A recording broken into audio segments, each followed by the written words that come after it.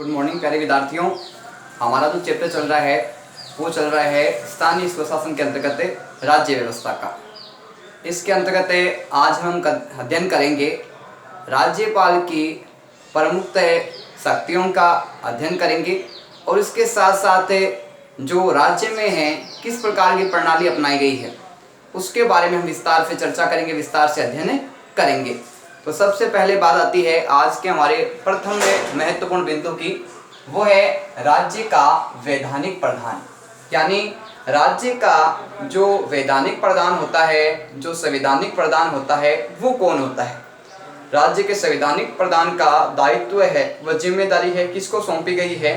तो ध्यान रखना प्रमुख रूप से राज्य में भी केंद्र के समान संसदीय शासन प्रणाली अपनाई गई है। हम बात करें कि संघ सरकार की या केंद्र सरकार की, तो संघ सरकार में संसदीय शासन प्रणाली को अपनाया गया है।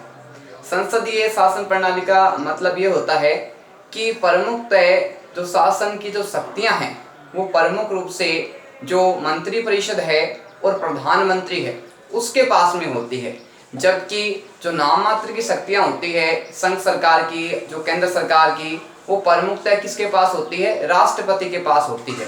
संसदीय शासन प्रणाली में हम प्रमुख रूप से देखते हैं कि राज्य की बात करें तो राज्य में क्या है, संसदीय शासन प्रणाली को अपनाया गया है। यानी जैसी व्यवस्था केंद्र में अपनाई गई है ठीक उसी प्रकार राज्य व्यवस्था में भी क्या है, संसदीय शासन प्रणाली को अपनाया गया है। वो ठीक वही रूप है, वो प्रमुखतः राज्य प्रशासन में देखने को मिलता है। बात आती है राज्य का वैधानिक प्रधान, यानी राज्य का जो वैधानिक प्रधान है, जो संवैधानिक प्रधान है, वो कौन होता है। तो ध्यान रखना, जिस प्रकार केंद्र में संवैधानिक और वैधानिक प्रधान राष्ट्रपति होता है, ठीक उसी प्रकार हम राज्य की बात करें तो राज्य में संवैधानिक और जो वैधानिक प्रधान होता है वो होता है राज्यपाल। यानी केंद्र में तो हो गया राष्ट्रपति और राज्य की बात करें तो राज्य में संवैधानिक प्रधान कौन हो गया राज्यपाल। अब बात करते हैं आगे कि राज्यपाल नाम मात्र की शक्तियों का प्रयोग करता है। अब आती है कि राज्यपाल है वो किस प्रकार की शक्तियों का प्रयोग करता है। तो राज्यपाल के द्वारा जो कार्यपालिका की शक्तियां हैं उसका नाम मात्र का प्रयोग किया जाता है। जिस प्रकार हम देखते हैं कि केंद्र में जो राष्ट्रपति है वो नाम मात्र की कार्यपालिका की शक्तियों का प्रयोग करता है, ठीक उसी प्रकार हम राज्य की बात कर रहे हैं कि राज्य में जो राज्यपाल है वो भी क्या है, नाम मात्र की शक्तियां हैं उसका प्रयोग करता है। तो एक प्रकार से हम कहा जाए तो जो स्थिति संघ सरकार में है वही स्थिति क्या है, राज्य सरकार में संसदीय शासन प्रणाली की, संसदीय शासन व्यवस्था की प्रमुखता अपनाई गई है। बात आती है वास्तविक शक्तियों का प्रयोग कौन करता है। राज्य में वास्तविक शक्तियों का प्रयोग है जब राज्यपाल के द्वारा नहीं किया जाता तो फिर राज्य में वास्तविक शक्तियों का प्रयोग कौन करता है। तो ध्यान रखना प्रमुखतः मुख्यमंत्री और मंत्रिमंडल के द्वारा, मुख्यमंत्री और मंत्रिमंडल के द्वारा वास्तविक शक्तियों का प्रयोग है वो राज्य में किया जाता है। यही बात हम करें केंद्र सरकार की तो केंद्र में जो वास्तविक शक्तियों का प्रयोग है वो प्रधानमंत्री और उसके मंत्रिमंडल के द्वारा किया जाता है। तो दोनों में समान व्यवस्थाएं देखने को मिलती है। सबसे पहली बात आई कि प्रमुख रूप से वैधानिक प्रधान है राष्ट्रपति और राज्य में राज्यपाल। वास्तविक शक्तियां किसके पास में, मुख्यमंत्री और मंत्रिपरिषद के पास राज्य में, और केंद्र में प्रधानमंत्री और उसके मंत्रिमंडल के पास में। और बात है आगे कि प्रमुख वास्तविक शक्तियों का प्रयोग है वो इनके द्वारा किया जाता है। आगे हम अध्ययन करेंगे राज्यपाल की स्थिति, यानी राज्यपाल की जो स्थिति है वो क्या है, किस प्रकार से वो उसका प्रमुख दायित्व है, क्या उसकी जिम्मेदारी है, क्या उसको शक्तियां दी गई है, इसके बारे में हम विस्तार से चर्चा करेंगे, विस्तार से अध्ययन करेंगे। सबसे पहले बात आती है प्रारंभ में राज्यपाल की भूमिका। प्रारंभ में जब अपना संविधान बना था, संविधान का निर्माण किया गया था, उस समय की हम बात करें तो राज्यपाल की जो शक्तियां थी वो किस प्रकार की थी, राज्यपाल को क्या दायित्व दिए गए थे।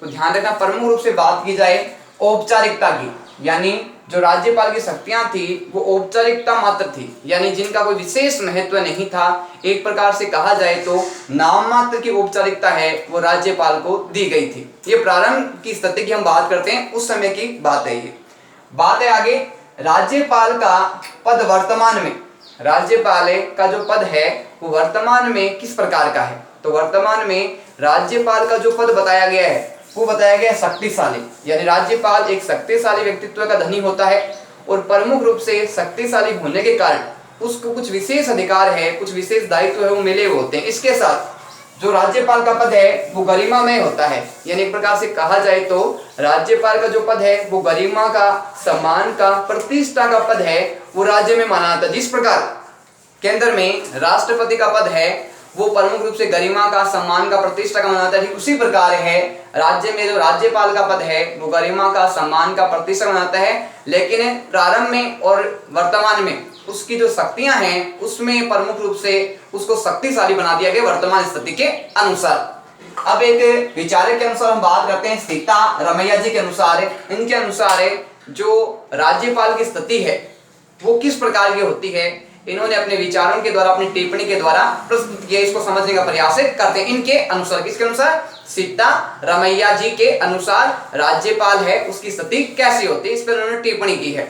बात आती है राज्यपाल का कार्य अतिथियों की इज्जत करने का। इन्होंने पहली बात कही है कि राज्यपाल का प्रमुख कार्य है अतिथियों की इज्जत करना, यानी जो राज्यपाल है, जो अन्य प्रमुख अधिकारी है जो राज्य में अपने आते हैं तो उनका सम्मान करना, उनकी रिस्पेक्ट करना, उनका मान सम्मान है उसमें किसी प्रकार की कमी नहीं रखना, ये प्रमुख कार्य किसका होता है?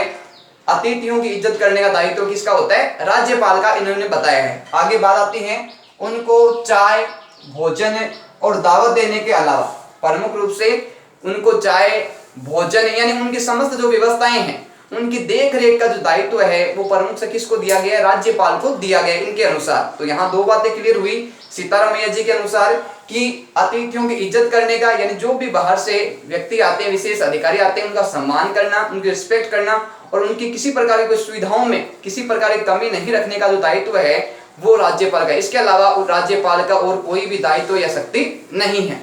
बात आती है राज्य में मंत्री परिषद राज्य की वास्तविक प्रधान। हम राज्य में बात करें कि राज्य की वास्तविक प्रधान कौन होती है, तो ध्यान रखना राज्य में राज्य की जो वास्तविक प्रधान है वो मंत्री परिषद होती है। मंत्री परिषद के द्वारा समस्त राज्य से संबंधित समस्त कार्य किए जाते हैं। और मंत्री परिषद में हम बात करें प्रमुखतः कुछ विशेष मंत्री होते हैं जिसके तहत संपूर्ण शासन व्यवस्था की जिम्मेदारी है प्रत्येक विभाग की अलग अलग मंत्रियों को राज्य क्षेत्र में दी गई है। तो एक प्रकार से कहा जाए तो राज्य में मंत्री परिषद है वो वास्तविक प्रधान होती है, न कि नाम मात्र की प्रधान। बात आती है कि मंत्री परिषद का जो मुख्य अधिकारी है, जो मुखिया है, जो लीडर है वो कौन है, तो ध्यान रखना मंत्री परिषद का जो मुखिया होता है वो है प्रमुखतः मुख्यमंत्री। और मुख्यमंत्री किस व्यक्ति को बनाया जाता है? जिस दल को बहुमत प्राप्त होता है, जिस दल को बहुमत प्राप्त होता है उस दल के नेता को प्रमुखतः, जिसमें नेतृत्व करने की क्षमता हो, योग्यता हो, उस व्यक्ति को राज्यपाल के द्वारा मुख्यमंत्री बनाया जाता है। बात आती है अनुच्छेद 163 के अनुसार। अनुच्छेद 163 है कुछ विशेष दायित्व है, कुछ विशेष शक्तियां प्रदान करता है। इसके बारे में हम विस्तार से चर्चा करेंगे, विस्तार से अध्ययन करेंगे। सबसे पहले बात आती है कि कुछ कार्यों में स्वयं विवेक का प्रयोग। राज्यपाल है उसको कुछ कार्यों में क्या है कि अपने विवेक का, अपने जो योग्यता है उसके आधार पे कुछ क्षेत्रों में प्रमुख रूप से निर्णय लेने का अधिकार अपने विवेक के आधार पे, अपनी इच्छा के आधार पे होता है। अब बात आती है कि राज्य का जो राज्यपाल है वो प्रमुख रूप से उसकी जो शक्तिशाली है, उसका जो दायित्व है उसमें वर्तमान समय में कुछ परिवर्तन हो गया है। अगर प्रमुखतः बात करें किस प्रकार से उसके दायित्व में शक्तियों में परिवर्तन हुआ है तो उसके बारे में हम बात करते हैं। सबसे पहले आती है कि राज्यपाल अपने कार्यों का प्रयोग है, यानी राज्यपाल के जो दायित्व है, जो शक्तियां हैं, उन दायित्वों और शक्तियों का राज्यपाल किस प्रकार से प्रयोग करेगा, किसकी सहायता से उन कार्यों को करेगा, तो ये बात एक विशेष बात होती है। कुछ विषयों को लेके राज्यपाल को अपने विवेक के अनुसार कार्य करने की शक्ति भी प्रदान की गई है, लेकिन ज़्यादातर जो विषय हैं उसमें प्रमुख रूप से राज्यपाल को प्रमुखतः कुछ जो पद है, कुछ जो प्रमुख विशेष अधिकारी है उनकी प्रमुखता क्या है कि सलाह लेनी पड़ती है, उनसे विचार विमर्श करना पड़ता है। तो ध्यान रखना कि राज्यपाल को अपने कार्यों का जो प्रयोग है, अपनी शक्तियों का जो प्रयोग है, वो किसकी सहायता से करता है, किसकी सलाह से करता है, किसकी मदद से करता है। तो ध्यान रखना प्रमुख रूप से मंत्री परिषद और मुख्यमंत्री की सहायता से। राज्यपाल अपने समस्त कार्यों को कार्य रूप में परिणत करने के लिए मंत्री परिषद की सलाह लेता है, और मंत्री परिषद का जो प्रमुख होता है, प्रमुख नेता होता है, वो कौन होता है? मुख्यमंत्री होता है। तो यहाँ एक बात प्रमुख का ध्यान रखना कि राज्यपाल के जो समस्त कार्य शक्ति हैं उनके प्रयोग के लिए उसको मंत्री परिषद और मंत्री परिषद का जो मुखिया है, मुख्यमंत्री, उसकी सलाह पर प्रमुख रूप से लेनी पड़ती है। लेकिन हर प्रकार से हर क्षेत्र में वो प्रमुख रूप से इन मुख्यमंत्री और मंत्री परिषद की सलाह को मानने के लिए बाध्य भी नहीं है। बात आती है राज्यपाल का अपने विवेक अनुसार किया गया विनिश्चय अंतिम होगा। कुछ विषयों को लेके, कुछ क्षेत्रों को लेके राज्यपाल को कुछ विशेष शक्तियां प्रदान की गई है, और इसी क्षेत्र से संबंधित अगर राज्यपाल ने कोई स्वयं विवेक से, यानी अपनी इच्छा के आधार पे, अपने सूझबूझ के आधार पे जो निर्णय लिया है, वो निर्णय प्रमुखतः क्या होगा? वो निर्णय अंतिम होगा। यानी प्रमुख रूप से उसने जो निर्णय ले लिया, जो फैसले ले लिया, उसमें किसी प्रकार का परिवर्तन है वो प्रमुखतः नहीं किया जाएगा, क्योंकि उसने जो निर्णय लिया है वो स्वयं विवेक के आधार पे लिया है, और उसका अंतिम निर्णय, अंतिम फैसला होता है। बात आती है राज्यपाल द्वारा किया गया निश्चय पर प्रश्न नहीं किया जाएगा। यानी राज्यपाल ने जिस विषय के संबंध में जो निर्णय किया है, जो फैसला किया है, उस पे किसी के द्वारा किसी भी प्रकार से कोई भी प्रश्न है, वो क्वेश्चन है, वो नहीं किया जाएगा, क्योंकि राज्य में राज्यपाल का जो पद है वो संवैधानिक प्रधान माना गया है, वैधानिक प्रधान माना गया है। इस वजह से राज्यपाल ने अपने विवेक के आधार पे जो निर्णय लिया है वो अंतिम निर्णय है, और उस निर्णय पे किसी भी प्रकार से किसी के द्वारा भी क्या है कि किसी प्रकार का क्वेश्चन है या प्रश्न है, उस फैसले पे नहीं किया जा सकता, नहीं उठाया जा सकता।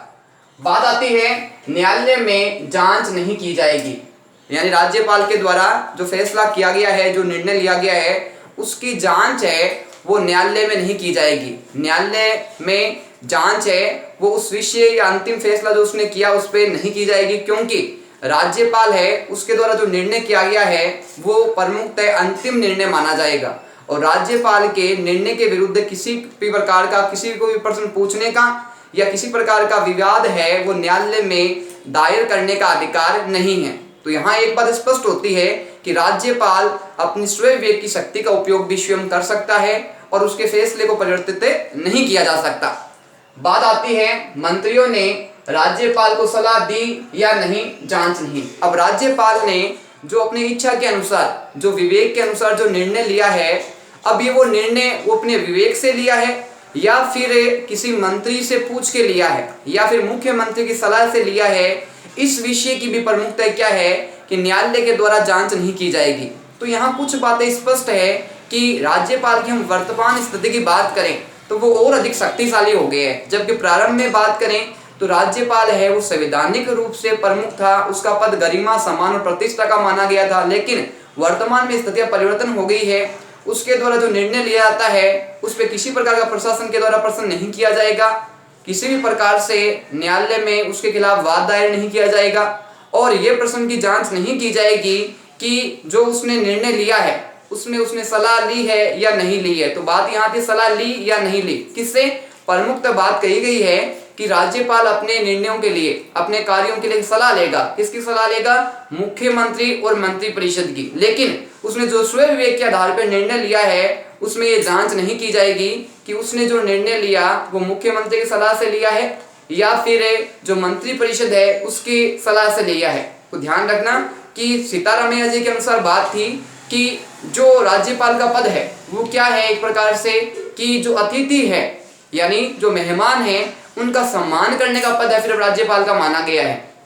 उन्होंने आगे बताया कि उनको दावत देना, उनको नाश्ता भोजन के बारे में पूछना, यही बात सीतारामैया जी ने बताई थी। लेकिन वर्तमान में स्थितियां परिवर्तन हो गई है और प्रमुख रूप से जो राज्यपाल है वो पद प्रतिष्ठा का तो है, गरिमा का तो है, सम्मान का तो है, लेकिन वह अपने विवेक का इस्तेमाल है वो कुछ क्षेत्रों में कर सकता है, और उसने इस सलाह के मामले में मुख्यमंत्री या मंत्रिपरिषद है उसे सलाह ली है या नहीं ली है, ये प्रमुख रूप से जरूरी नहीं है।